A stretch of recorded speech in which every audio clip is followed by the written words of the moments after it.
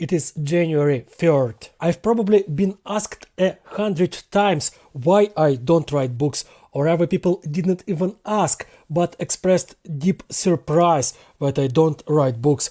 It usually looks something like this. You were personally acquainted with Bashar al-Assad, survived several Hamas interrogations in Gaza, maintained friendly relations with the family of a Samaritan High priest, and even received an order from Zelensky after voluntarily leaving civilian life and joining the army. Why haven't you written a book about all this?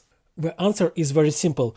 I just don't want to do it. I've already written 5 billion texts about all this, and I'll write that much more if I get out of this war alive.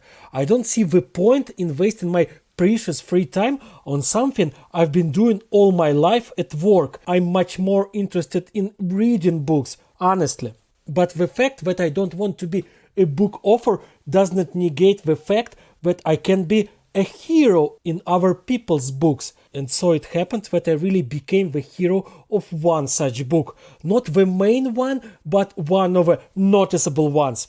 This book was written by my colleague and longtime friend, a journalist Ilya Ponomarenko, who was born in a small town in Donbass, but has worked in Kyiv for many years.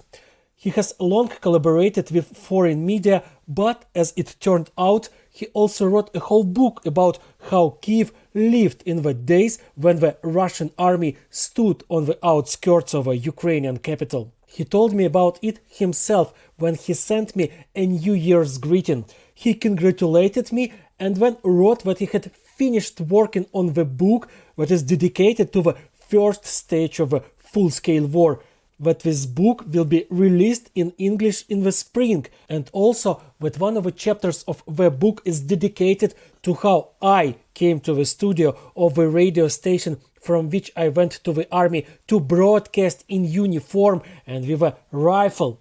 He listened to this broadcast and wrote about it in his book. I really hope that I turned out to be a positive character.